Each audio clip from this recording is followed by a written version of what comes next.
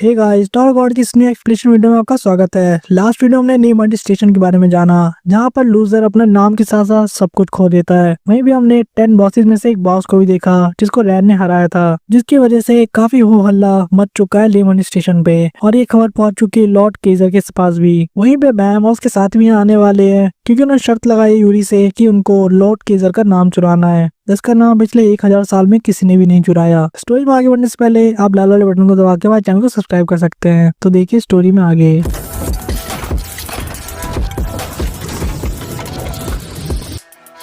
Story के start में हम देखते हैं कि न्यूज केजर तक पहुंच चुकी है और ये पहुंचाने वाला कोई और नहीं बल्कि 10 बॉस में से एक है, जिसका नाम था शैडो गर्ल अल्फाइन। लेकिन केजर इस चीज को ज्यादा ध्यान नहीं देता और कहता है कि अभी भी 2 दिन बचे हैं हेल्ट्रेन को यहाँ पर आने में, और वैसे भी जो यहाँ पर आएगा उसका नाम सिर्फ एक इंसान को बिलोंग करता है और वो है खुद लॉर्ड केजर। वही वापस सीन शिफ्ट होके फोकस करता है हेल्ट्रेन पर, जहाँ पर बैम अब सामने खड़ा था गॉड ऑफ द गार्जियन के ठीक हिडन रूम में। गॉड ऑफ द गार्जियन अपने सामने बैम को खड़ा पाता है, उसे कहता है कि तुमने वापस आने में काफी देरी कर दी। इससे बैम उसे माफी मांगते कहता है हाँ, क्योंकि आने में बहुत सारी चीजें हो चुकी हैं पहले और जैसे मुझे थोड़ा टाइम लग गया और मुझे 2 दिन में नेक्स्ट स्टेशन पर उतरना है, इसलिए मेरे पास ज्यादा टाइम भी नहीं बचा है। तो सुनकर गॉड ऑफ द गार्जियन को याद पसंद नहीं आती। उससे कहता है क्या कि तुम करना क्या चाहते हो, हमेशा तुम्हारे पास टाइम ही नहीं रहता। जिससे बैम उससे वापस माफी मांगता है और कहता है मुझे लगा था कि मुझे आपको ये चीज बता देनी चाहिए थी और इसलिए मैं यहाँ आया। लेकिन शॉकिंगली तभी गॉड ऑफ गार्जियन बैम को एकदम से पकड़ते हैं और उसे ले जाके राइस पॉट के अंदर फेंक देते हैं, ये कहते हुए क्या मेरे पास ज्यादा टाइम नहीं है, इसलिए मैं वापस से इस क्रैश कोर्स के थ्रू ही जितना हो सके उतना पॉसिबल करना होगा। जहाँ दोनों राइस पॉट के अंदर खड़े थे, गॉड ऑफ गार्जियन बैम को कहता है बच्चे तुम मुझे पहले से काफी डिफरेंट लग रहे हो। तो बैम उसे बताता है कि जो लास्ट बैटल मैंने लड़ी थी उसके बाद मुझे एक पावर मिली, जिसमें मुझे उन लोग की पावर मिली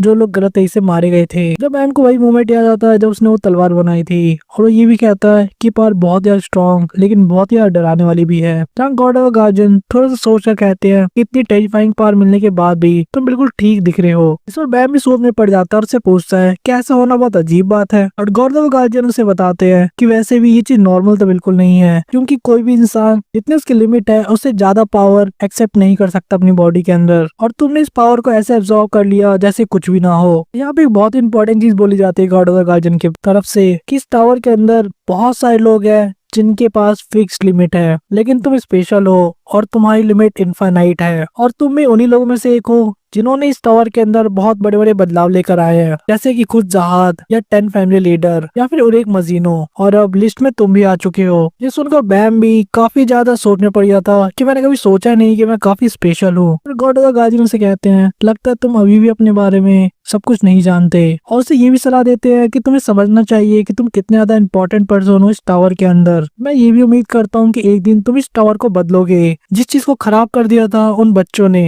इससे पहले कि बैम पूछ पाता कि वो कौन से बच्चों की बात कर रहा है, हम देखते हैं कि बैम को वापस उसी स्टेट के अंदर डाल दिया गया है जहाँ पे वो अपने अंदर की पावर से मिला था पहली बार। जहाँ उसे आखिरी बार ये आवाज सुनाई देती है जहाँ गॉड ऑफ गार्जियन से कह रहे थे कि जल्दी से वापस आना और इस बार अपने ट्रू सेल्फ को पहचान लेना। उसके ठीक अगले ही मोमेंट हम देखते हैं वापस उसी मॉन्स्टर को जिससे बैम पहले मिला था, वो वापस इसके सामने अपेयर हो जाता है। ये मॉन्स्टर बैम को देखते उससे पूछता है तुम यहाँ वापस आ गए। बैम उससे पूछता है तुम अभी तक जिंदा हो। मॉन्स्टर थोड़ा सा गुस्सा कहता है तुम बहुत ज्यादा बोलते हो, वो भी वो वर्सन जो मेरे से पीछा छुड़ाना चाहता था। इसी के साथ ही वो अपनी उंगली पॉइंट आउट करता है एक तरफ, कहते हुए उस टेरेबल पर्सन का यूज करके, जिस पर बैम उसे कहता है आई एम सॉरी। लेकिन मॉन्स्टर कहता है इन सबसे कोई फर्क नहीं पड़ता क्योंकि मैं सरवाइव कर गया, लेकिन कुछ टाइम पहले इन सभी तड़पती आत्माओं के द्वारा मैं निकल लिए जाने वाला था। बैम के पूछने पर उसे बताता है कि वो सही कह रहा है, यहाँ पे इतने सारे नंबर ऑफ आत्माएं थी। एक टाइम को तो मुझे भी चिंता हो गई थी क्या तुम इन्हें एब्जॉर्ब कर भी पाओगे या नहीं, लेकिन तुमने उसे लाइट की स्पीड से एब्जॉर्ब कर लिया, बिल्कुल भी थोड़ी सी भी दया दिखाते हुए तुमने उन सभी को निकल लिया अपने अंदर। सुनकर बैम भी काफी शॉक हो गया था कि मैं उन्हें निकल गया। नोटिस करता है एक बहुत ही ब्राइट लाइट को, जहाँ वो पूछता है तो क्या ये वो सभी आत्माएं हैं जिसको हाकिर ने मारा था। सीन वापस शिफ्ट हो जाता है नीमंड स्टेशन पर, जहाँ हम देखते हैं वापस रैन और उसके दोस्तों को। रैन हैसी के लाइट बियरर को धमका रहा था ये कहते हुए कि तुम हमें सही रास्ता दिखाओगे वरना तुम बचने वाले नहीं हो, जिस पर वो लाइट हाउस बियरर कहता है हाँ हाँ बिल्कुल मैं भला तुम्हें क्यों धोखा देने की कोशिश करूंगा। कून रैन ये भी बताता है कि उन्हें फ्लोटिंग आइलैंड चाहिए ही अगर वो जाना चाहते हैं नीमल स्टेशन की तरफ। चीजें कोई लाइट हाउस बेयर ही ऑपरेट कर सकता है और इसी वजह से कोई भी ऐसा इंसान जिसके पास अपना नाम नहीं है वो इन दोनों एरियाज में मूव नहीं कर सकता। अपनी तारीफ करते हुए कहता है कि मेरे जैसा नेम लाइट बियरर यहाँ पे और कोई भी नहीं है, अब से मैं ही आप लोगों का ध्यान रखूंगा। जब लैन अपने मन में सोच रहा था जिसका एटीट्यूड तो बहुत जल्दी चेंज हो गया और इन्हीं सब बातचीत के बीच में वो पहुंच जाते हैं नो नेम एरिया में जहाँ पर बिना नाम वाले रेगुलर रहते थे। बाकी लोग सोचते हैं ये तो एक नॉर्मल बिल्डिंग जैसी लगती है।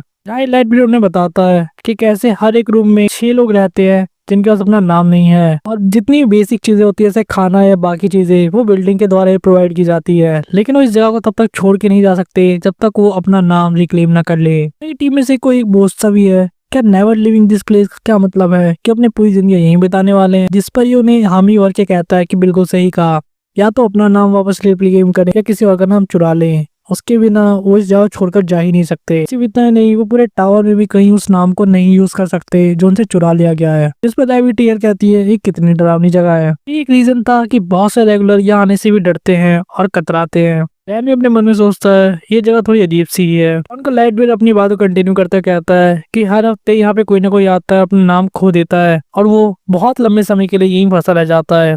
तुम लोग बहुत ही यार लकी हो। वो ये भी कहता है कि मैं तुम्हें ये भी सिखाऊंगा कि दूसरे लोग के नाम कैसे चुराते हैं यहाँ पे। जिस पे रैन से कहता है हमें उसकी जरूरत नहीं, लेकिन फिर भी उन्हें एक्सप्लेन करता है कि नाम जो है ना बहुत ही सिंपल है। तुम्हें बस अपने अपोनेंट के पीठ को टच करके सिर्फ 10 सेकंड के लिए कांटेक्ट को मेंटेन करके रखना है। जैसे ही प्रोसेस चालू होता है नेम स्टीलिंग लिखा हुआ आ जाता है। उसके ठीक बाद 10 सेकंड के बाद ही तुम किसी का भी नाम चुरा सकते हो। अगर तुमने अपने एनिमी को पूरी तरह से डिस्ट्रॉय कर दिया जैसे कि रैन ने किया था तो उस केस में एक स्क्रॉल आ जाता है जिसमें उसके सारे स्टोल नेम रहते हैं और जो पर्सन डिस्ट्रॉय हुआ है उसके द्वारा चुराए गए सारे नाम अपने आप ही ऑटोमेटिकली उस पर्सन को मिल जाते हैं जो जीता था। और उसके साथ ही उन्हें उस सारे नाम के साथ उसके सारे सर्वेंट के बारे में भी पता लग जाता है क्योंकि उसकी लिस्ट उसी में मेंशन होती है। इनके पूछने पर उसे समझाता है कि सर्वेंट या नौकर कौन होते हैं। ये उन लोगों को बोला जाता है जिनके ऊपर नेम लोग अपना ऑर्डर चलाते हैं और ऐसे नेम्ड पर्सन किसी और सर्वेंट को भी एक नाम दे सकते हैं जो उन्होंने किसी नो नेम रेगुलर से चुराया होगा और इसके बदले में उस पर्सन को इस ऑर्डर देने वाले पर्सन के सारे ऑर्डर्स को मानना होता है। वो एक तरीके से उनका मास्टर बन चुका होता है और इसके इसमें कभी भी कोई भी ऑर्डर को मानने से मना नहीं कर सकते अपने मास्टर के। और इस तरह के सर्वेंट फर्दर अपने नीचे और भी सर्वेंट क्रिएट कर सकते हैं जो कि एक तरीके की चेन होती है। ये बिल्कुल किसी पिरामिड स्कीम की तरह है जहाँ हर किसी को 3 बंदे जोड़ने होते हैं। फाइनली हमें बताया जाता है इस पूरे टॉप पे एक ही बॉस है जिसका नाम है केजर जो सारे 10 बॉसेस में से सबसे टॉप पर है। रेविटेर ये चीज सुन के कहती है इसका मतलब तो यही है कि एक पिरामिड स्लेवरी स्कीम है, इससे ज्यादा कुछ भी नहीं। जिस पर लाइट ब्रेव ने बताता है कि बिल्कुल सही समझा तुमने, इस लैंड के अंदर सभी नेम लोग किसी रैंकर से कम नहीं है और वो सभी बहुत ही ज्यादा पावर एंजॉय करते हैं और इसीलिए वो यहाँ से कभी इस जगह को छोड़कर भी नहीं जाना चाहते। और ये रूल स्टेशन के बाहर भी वैलिड है, इसीलिए तुम्हें बहुत ज्यादा केयरफुल रहना चाहिए। किस जगह पे तुम्हारी जिंदगी से भी ज्यादा मायने करती है तुम्हारा नाम। रेविटेर मन में सोचती है कि जितना मैं और बट जानती हूँ उतना ही मुझे और भी ज्यादा डर लगता है। और तभी हम देखते हैं उसके पीछे से आती हुई एक लाइट को। हमें पता लगता है कि एक ऑब्जर्वर था जो उन्हें टारगेट करने की कोशिश कर रहा था। डैन उन्हें बताता है कोई स्पेयर बेयर अपनी शिंशु का यूज करके उनके ऊपर अटैक करने वाला है, लेकिन लैन वहां से नहीं भाग सकता क्योंकि उसकी पूरी ताकत खत्म हो चुकी थी। हम देखते हैं उसके फ्रेंड को जो से वह किसी तरह मुश्किल से बचा पाता है। जहाँ अब रेविटेर भी एनिमी की लोकेशन को ढूंढने लग जाती है। जहाँ डैन कहता है इस बार मैं इसे संभालूंगा और रेगुलर ये देख के काफी शॉक हो जाता है कि डैन एक ही जंप में सीधे इतनी दूर से उसके पास आ गया। इससे पहले कि वो पर्सन कुछ समझ पाता डैन उसको एक में ढेर कर देता है। जहाँ पे कुछ चिल्लाते पूछता है कि वेव कंट्रोलर कहाँ है, जिसपे दूसरा लाइट ब्रेड कहता है कि मैं उसे ढूंढ रहा हूँ। जहाँ पे कुछ तगड़े वाले फाइट एक्शन के बाद हम देखते हैं वहाँ पे काफी ज्यादा डिस्ट्रक्शन हो जाता है और एक रेगुलर ढेर हो जाता है। और पूछने पर कि उसने ऐसे इन पे अचानक अटैक क्यों कर दिया, वो कहता है इसके वजह से एक ही रीजन है, मेरा नाम। कहता है मेरा नाम वापस करो। अब बाकी टीममेट भी अब यहाँ तक आ चुके थे और पूछने में बताता है कि ये बंदा मर चुका है। रेविटेर के पूछने पर दूसरा लाइट ब्रेड बताता है कि ये लोग हाँ नो नेम थे और इनके नेम ऐसी के पास थे और जैसे ही अब रैन के पास ये नाम आ गया है तो सभी अब इनसे लड़कर अपना नाम वापस लेने की कोशिश कर रहे हैं और उन्हें जल्दी से अब लॉजिंग की तरफ बढ़ जाना चाहिए क्योंकि बाकी के नो नेम लोग भी यहाँ पर आने वाले हैं बहुत बड़े नंबर में इन पर हमला करने के लिए। और हम देखते हैं इन सभी को एक रूम में बैठे हुए कुछ टाइम बाद जहाँ पे नो नेम लोग का रेजिडेंस था। रैबिट इस जगह देख काफी खुश थी। वो कहती है जगह बिल्कुल स्वर्ग जैसी लगती है बाहर के मुकाबले, क्योंकि यहाँ पे बहुत सारा खाना है, बहुत ज्यादा कंफर्ट है और लग्जरी है। नोवी के पूछने पर डैन बताता है कि उसके पैर अब पहले से ठीक है, बस थोड़ा बहुत दर्द है। वहीं अब रेन पे नोटिस करने पर वो उसे कहता है कि हाँ बिल्कुल सही समझा तुमने, मैं किसी भी टाइम कोलैप्स कर सकता हूँ। तो इसे डांटते हो कहते तुम्हें इसलिए लाइटनिंग पिल का भी यूज नहीं करना चाहिए था डमी। लाइट भी उन्हें बताता है कि इस जगह पे लड़ना बिल्कुल निषेध है और जब तक हम लोग यहाँ से बाहर नहीं जाते तब तक हम सभी सेफ रहेंगे। लेकिन एक ही स्पेशल केस है, अगर 10 बॉसेस यहाँ आ जाते हैं तो स्टोरी बिल्कुल अलग हो सकती है, क्योंकि उन पे रूल अप्लाई नहीं होते। रैबिट यार थोड़ा सा क्यूरियस हो जाती है और उससे पूछती है तुम बहुत देर से इन 10 बॉसेस की बात कर रही हो, आखिर लोग है कौन, इतनी बड़ी बातचीत क्यों है यहाँ पे उनकी। यहाँ से एक्सप्लेन किया जाता है कि उन्हें रेफर किया जाता है जिनके पास सबसे ज्यादा नाम है, और वो सभी लोग भी केसर के सर्वेंट है। यहाँ से कहीं क्यों केसर के सबसे फेथफुल लोग हैं। और यहाँ पे एक और बहुत बड़ी चीज रिवील होती है कि अगर हम सभी 10 बॉसेस को हरा के उनके पास जो नाम है कोई गैदर कर लेता है तो फेस्टिवल के अंदर केसर को चैलेंज कर सकता है। लेकिन पिछले 1000 साल में कोई भी ऐसा सिंगल पर्सन नहीं है जो ऐसा करने के लिए इस टास्क को पॉसिबल कर सके। इसके बाद वो ये भी बताता है कि पिछले टाइम ही कुछ समय पहले एक टीम ऐसी आई थी जिसने लगातार 3 बॉसेस को हराया था, जिसकी वजह से यहाँ पे थोड़ा सा हड़कंप भी मच गया था। और नोवी के पूछने उन्हें बताता है कि जैसा कि उसने सुना है इनकी टीम में एक बहुत ही एक्स्ट्राऑर्डिनरी स्वॉर्ड्समैन है, एक ऐसी लड़की है जिसके पास लिजार्ड की मॉन्स्टर्स पावर है। और ये भी कहता है कि अब क्योंकि इनके पास भी एक 10 बॉसेस में से लोग के पावर है तो ये भी एक टारगेट हो सकते हैं, क्योंकि वो टीम बिल्कुल केसर के पीछे जाने वाली है।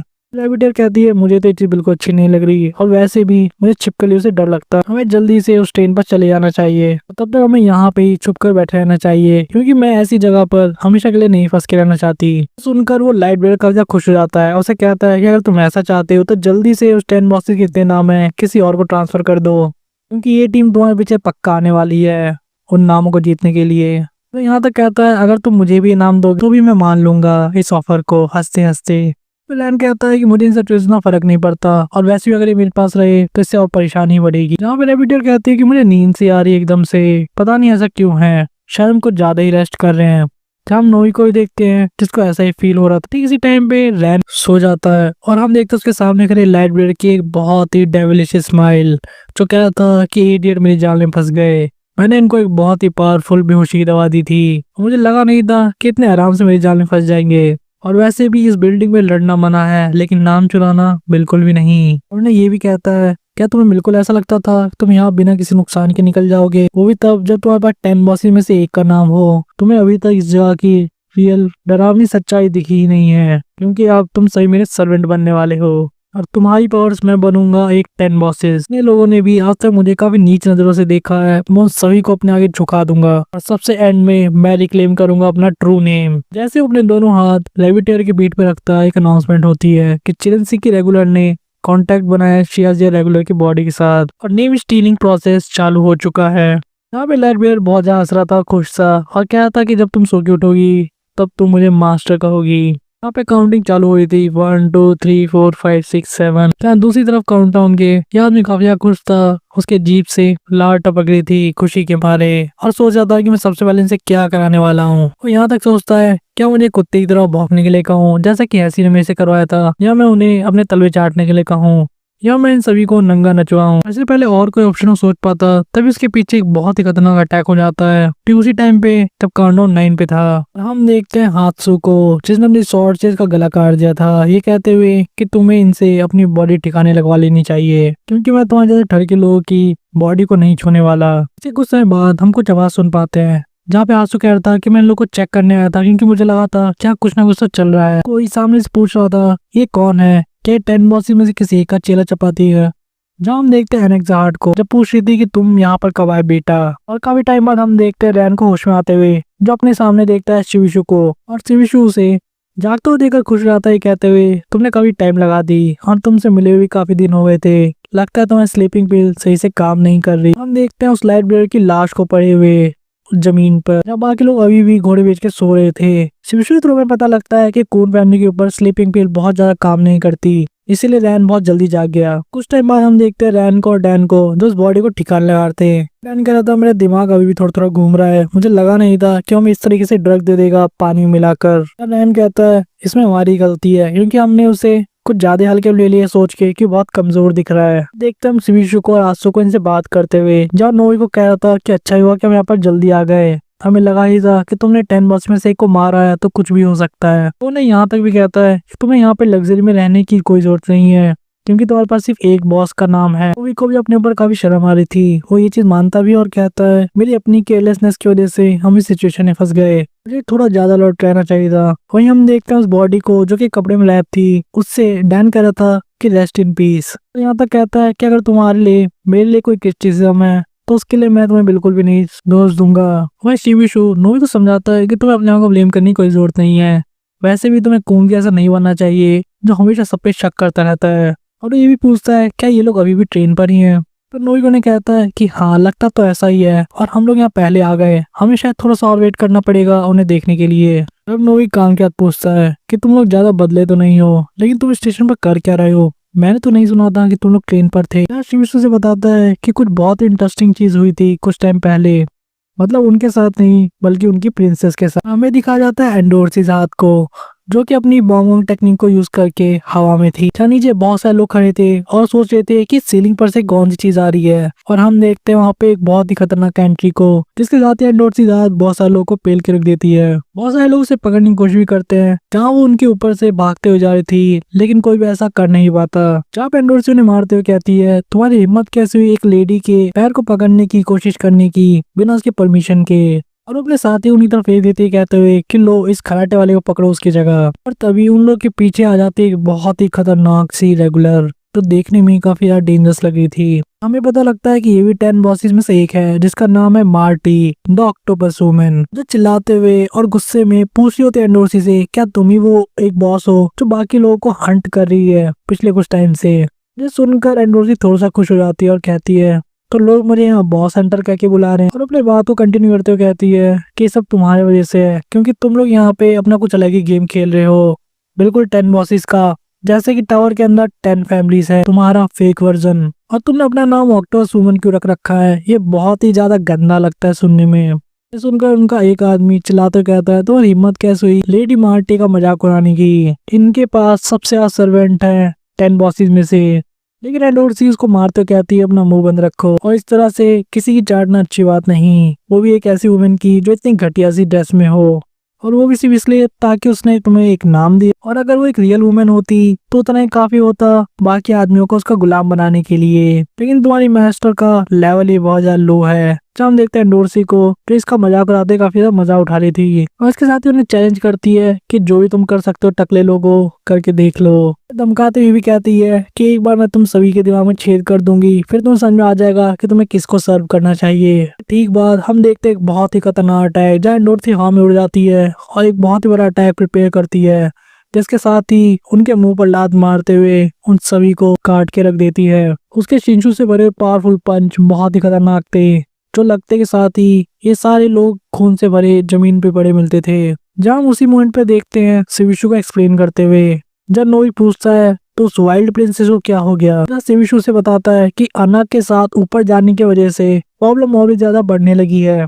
और उसे ये भी बताता है कि जैसा कि नोई पहले से जानता है कि अनाक एक लेजिटमेट प्रिंसेस नहीं है, सही मायनों में अगर बताया जाए तो ज़ात के लिए वो एक तरीके से दिक्कत पैदा करने वाली है। और इसकी आइडेंटिटी लोपोविया रेन नाम के एक बंदे को पता लग गई थी फ्लोरो टेस्ट पे, और उसके बाद लोपोविया फैमिली ने इस चीज को ऊपर तक पहुंचाया है। वैसे तो अभी तक किसी भी ज़ात की फैमिली ने डायरेक्ट इस मैटर के अंदर कुछ भी नहीं किया, क्योंकि रेगुलर के बीच का मामला है, लेकिन फिर भी उन्हें शायद ये चीज बिल्कुल पसंद नहीं आई कि एंडोर्सी जो कि एक प्रिंसेस है वो अना की हेल्प कर रही, क्योंकि टावर के अंदर प्रिंस ऑफ ज़ाद एक कॉम्पिटिटिव सिस्टम है, क्योंकि प्रिंसेस बनना ही अपने आप में पहले से इतना ज्यादा मुश्किल है, और उसके बाद भी तुम्हें बहुत सारा कंपटीशन सर्वाइव करना होता है बाकी प्रिंसेस से जो मिलने वाला होता है। और इसीलिए अगर एंडोर्सी टावर में अना के साथ ऊपर चढ़ती है तो ये बहुत बड़ा डिसएडवांटेज है एंडोर्सी के लिए। और सिर्फ इतना ही नहीं, डी रैंक की 2 ट्विन प्रिंसेस ऐसी हैं जो जुड़वा बहन ने एक टीम बनाकर टावर में साथ ऊपर चढ़ रही हैं, जो अभी तक की सबसे स्ट्रॉन्गेस्ट डी रैंक में से एक है,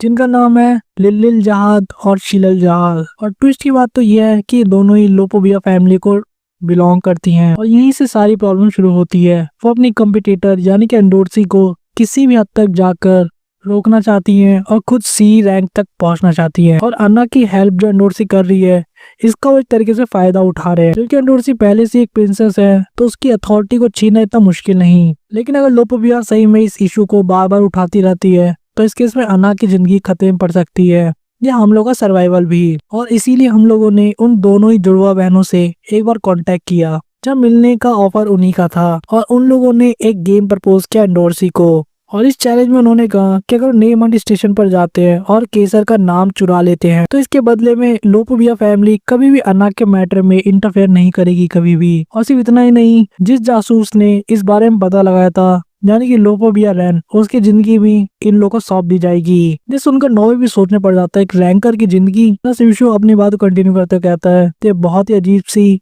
कंडीशंस है, लेकिन फिर भी हमें लगा कि शायद उनका कुछ अलग ही मोटिव है इसके पीछे। हम देखते हैं अनकजात को जो उसे कहती है कि मैंने उसे साफ कहा था कि तुम्हें इन पचड़ों में नहीं पड़ना चाहिए, और ऐसे तो वो मेरे मदर की भी एनिमी है, और मैं वैसे भी इतनी बेवकूफ नहीं हूँ कितने ऑब्वियस से जाल के अंदर फंस जाऊँ। जहाँ शिविशु बात को पूरा करते बताता है, लेकिन एंडोर्सी फिर भी शर्त को मान जाती है, और यही रीजन है कि हम स्टेशन पर आए। ये बात सुनते अना गुस्सा हो जाती है और एक जोरदार मुक्का सीधे शिविशु के मुंह पे मारते हुए कहती है कि मैंने सीधे तरीके से मना किया था ऐसा करने से, लेकिन फिर भी उसने ऑफर मान लिया, और वो ऐसा दिखावा कर रही है जैसे सब चीजें मेरे लिए हो रही हैं, और किस्मत से हेल ट्रेन भी इसी सेम दिन आने वाली है।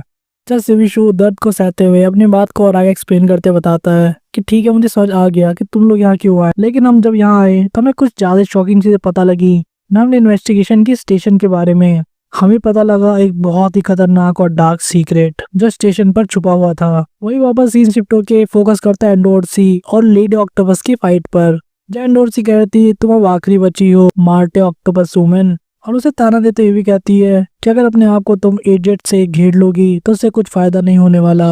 ये बहुत ही पैथेटिक है जो तुमने आसपास इतने सारे इंसानों को, मर्दों को जमा कर रखा है जो कम्प्लीटली यूजलेस है। क्या तुम्हें इन सब के टेंशन से खुशी मिलती है कि तुम्हारे सारे ऑर्डर को मानते हैं, तुम्हारे सारे फैलाए हुए कचरे को साफ करते हैं, और तुम्हें एक क्वीन की तरह ट्रीट करते हैं? जो ऑक्टोपस से पूछती है तुम किस बारे में बात कर रही हो, एंडोर्सी कहती है मैं तुम्हारा सीक्रेट जानती हूँ। ये स्टेशन काफी फेमस है रेगुलर्स को ठिकाने लगाने के लिए, जिसका यूज 10 फैमिलीज कर रही हैं। चीजें इस तरह से प्ले आउट करती हैं। चाहे लोगों को कहा जाता है कि जाओ और केसर का नाम चुरा के लेकर आओ, तो ये किसी ओपन सीक्रेट की तरह है पासकोड के लिए कुछ फैमिलीज के अंदर। उसके बदले उन्हें कुछ ऐसी चीज ऑफर की जाती है जिसे मना नहीं कर सकते, और ऐसी शर्त तब रखी जाती है जो वो उस रेगुलर को ठिकाने लगाना चाहते होंगे परमानेंट, क्योंकि आज तक कोई भी ऐसा रेगुलर नहीं जो यहाँ पर आया हो और इस शर्त को पूरा कर पाया हो।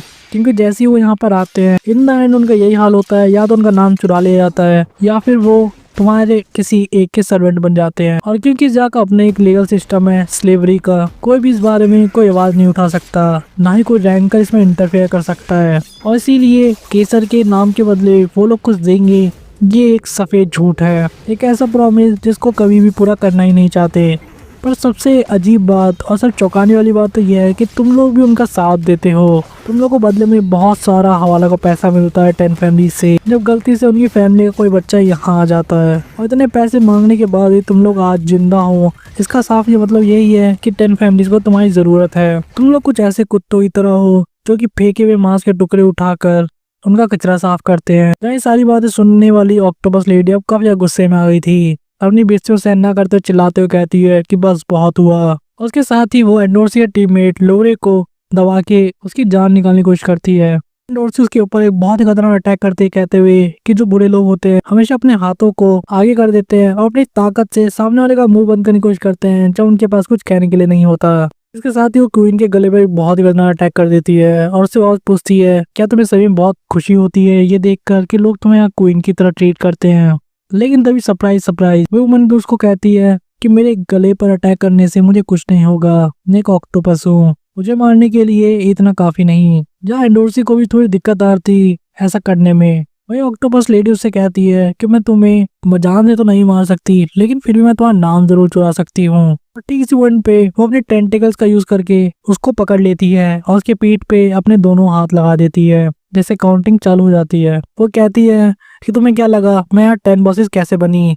मैं वैसे तो बहुत कमजोर हूँ बाकी बॉस से, लेकिन ये टेंटिकल बहुत ही काम के हैं, इनका यूज करके मैं किसी का भी नाम बहुत आराम से चुरा सकती हूँ। लेकिन एंडोर्सी उसे चिल्लाते कहती है कि अपनी गंदे से टेंटिकल हटाओ मेरे पैर से। हम देखते हैं उसकी वापस से बॉम्ब टेक्निक को, जिसका यूज करके वो उसे फाड़ के रख देती है। और साथ में बस उसे इतना कहती है कि अभी मेरे पास कोई भी नाम नहीं है तुम्हें देने के लिए, अगर मैं चाहूँ भी तो भी। जैसे हमें बताया जाता है कि एंडोर्सी अभी भी बाकी बचे 5 लोगों को ढूंढ रही है 10 बॉसेस में से। हम वापस फोकस करते हैं नोविक और इन लोगों की बातचीत पर। जब नोविक को सब चीजें पता लग गई थी, वो कंक्लूड करते हुए उनसे पूछ रहा था, तो यहाँ पर 10 फैमिलीज के लोग एक तरीके से षड्यंत्र रच के बहुत सारे रेगुलर को ठिकाने लगाते हैं लीगली, जिन्हें भी वो पसंद नहीं करते, और इसीलिए तुम भी इस जाल में फंस गए और इसी चक्कर में तुम्हें यहाँ पर आना पड़ा। और अब तुम 10 बॉसेस को ढूंढ रहे हो उन्हें हंट करके, ताकि तुम केजर के नाम को भी चुरा सको। सिबिशु थोड़ा सा परेशान हो जाता है और उसे कहता है कि हाँ, अल्टीमेटली सब कुछ सही हो जाएगा और तुम केजर का नाम चुरा लो, लेकिन ये इतना आसान नहीं होने वाला। और वो ये भी कहता है कि मुझे बाकी को तो पता नहीं, लेकिन 10 बॉसेस में से 2-3 तो ऐसे हैं जो एक्सट्रीमली पावरफुल हैं। और उसके बाद खुद केसर भी, जिसका असली नाम किसी को नहीं पता और उसका डेट ऑफ बर्थ वो भी कोई नहीं जानता। और शायद वो यहाँ पे इसलिए राज कर रहा है क्योंकि उसे किसी ने ऑर्डर देते इंटेंशनली। और उसकी एबिलिटीज के बारे में तो पूछो ही मत, क्योंकि जिसके बारे में किसी को पता नहीं, क्योंकि वो यहाँ का राजा बहुत ही लंबे टाइम से है और पिछले 1 साल में कोई भी उसे नहीं चुरा पाया। और 10 फैमिली में से किसी ने काफी पर्पस की वजह से ही इस मॉन्स्टर को स्टेशन पर भेजा है। हमने भी शुरू में से बिल्कुल भी सीरियस नहीं लिया था, और जब हम यहाँ आए थे तो उसने एंडोर्सी को अपने घर पर इनवाइट भी किया था। सुनकर रैन और बाकी लोग शॉक हो जाते हैं कि क्या कह रहे हो तुम। और हमें पास्ट के कुछ मोमेंट्स दिखाए जाते हैं उस टाइम पर जब एंडोर्सी केसर से मिला था। और इन लोगों को काफी शौक लगा था सुन के कि कैसे केसर ने एंडोर्सी को एक ड्यूल के लिए चैलेंज कर दी, जिसे एंडोर्सी ने मान लिया था। और क्योंकि जहाज नाम इस स्टेशन पर भी चुराया नहीं जा सकता, तो इसलिए एंडोर्सी ने अपना रियल नेम उस ड्यूल पर लगाया था दाव पे। और काफी इंटेंस सवाल में सिबिशु कहता है कि रिजल्ट चाहे तुम लोग मान ना पाओ, लेकिन एंडोर्सी हार गई। जहाँ हम प्रेजेंट में देखते हैं एंडोर्सी को थोड़ा सा रेस्ट करते हुए उसी फील्ड पर जहाँ चारों तरफ लोग मरे पड़े थे। वही इस मूवमेंट पर रैन भी शॉक हो गया था पूरी तरीके से ये सुनकर कि एक प्रिंसेस जो कि जहाज प्रिंसेस है वो हार गई। और इसे हमें बताया जाता है कि इस मूवमेंट पे उसका रियल नेम केसर के पास है, जो उससे उस ड्यूल के बाद हार गई थी शर्त में। जहाँ प्रेजेंट में एंडोर्सी अपने मन में सोच रही थी कि बाम यहाँ पर कब आएगा। काफी लंबे टाइम के बाद हम देखते हैं वापस हेल ट्रेन को, जहाँ पर सामान पैक हो रहा था, जैसे इमरजेंसी फूड, कपड़े, बहुत सारे फल, एसेंशियल विटामिन वगैरह। जहाँ कोने पे लाइट हाउस में सारी चीज रख रहा था और सोच रहा था क्या इनफ होगा। और तभी लैक बाहर से भागते हुए आता है अपने हाथ में बहुत सारे केले लेकर और कहता है कि टर्टल इस बनाना को भी उसमें रख लो। लेकिन कौन ऐसा करने साफ मना कर देता है। उसे कहता है क्या सोने से पहले ही तुम ये सब चीजें खा लो, क्योंकि मैं खराब होने वाली चीजें नेक्स्ट स्टेशन तक लेकर नहीं जा सकता। जहाँ रैक अपना केस स्ट्रॉन्ग करने के लिए उसे बनाने के अलग अलग तारीफ करके बता रहा था कैसे क्या काम की चीज है। वहीं कून अपने मन में सोच रहा था कि बैम कब वापस आएगा, क्योंकि रात बीतते के साथ ही वो लोग सुबह अगले स्टेशन पर पहुंच जाएंगे। उनके पास सिर्फ 2 ही दिन होंगे केसर के टास्क को पूरा करने के लिए, कहीं वो ट्रेन को मिस ना कर दे। कौन ये भी उन्हें सोचता है कि पिछले कुछ टाइम में बैम थोड़ा सा बदल गया है, जैसा कि बिल्कुल भी अलग ही दुनिया में जी रहा हो। इसके पीछे एक कारण हो सकता है वो रिवोल्यूशन वाली चीज जो कर रहा है, और वो शायद बहुत ज्यादा डेंजर भी हो सकती है जितना इसने सोचा है। अकुन यहाँ तक सोचता है कि शायद उसे मना कर देना चाहिए। और ठीक इसी पॉइंट पे हम देखते हैं बैम को जो वहाँ आ चुका था। अकुन नोटिस करता है कि बैम वापस आ गया है। इस पे बैम भी से एक स्माइल करके कहता है हाँ। अकुन उसे पूछता है कि तुम्हारा फेस ना अलग क्यों लग रहा है, क्या कुछ हुआ है। इस पे बैम कहता है नहीं नहीं कुछ नहीं, मैं बस थोड़ा सा थका हुआ हूँ। उसके बाद काफी अजीब तरीके से बैम कहता है चलो हम सोने चलते हैं, आखिर कल हमें एक नाम भी तो चुराना है इस केसर नाम के बंदे का। अकुन का रिएक्शन बिल्कुल हमारे जैसा कि बैम ऐसा तो बिहेव नहीं करता। तो इसके साथ ही ये चैप्टर भी खत्म हो जाता है इसी इंटरेस्टिंग पॉइंट के साथ जहाँ बैम काफी अजीब बिहेव कर रहा है। वहीं दूसरी तरफ एंडोर्सी और केसर के एक सीक्रेट के बारे में पता लगा कि नेमड स्टेशन आखिर बनाया किस लिए था। वहीं पे एंडोर्सी केसर से कैसे हार गई जबकि एक प्रिंसेस जहाज थी, और क्या बैम अब जाकर उसे हरा पाएगा या नहीं, और एंडोर्सी अपना रियल नेम उससे वापस ले पाएगी या नहीं, और कौन सी चीजें होने वाली है नेमड स्टेशन पर जब बैम और उसके दोस्त वहां पहुंचेंगे। तो इसी भी चीज जानने के लिए हमारे चैनल को सब्सक्राइब कर लीजिए। और टावर गॉड की एक्सप्लेनेशन वीडियो को यहीं पे खत्म करते हैं। तो अगर आपको वीडियो पसंद आई हो तो आप इस वीडियो को लाइक कर सकते हैं, हमारे चैनल को सब्सक्राइब कर सकते हैं और हमें कमेंट करके सजेस्ट कर सकते हैं आपको और कौन सी वीडियोस चाहिए। तो तब तक के लिए बाय गाइस।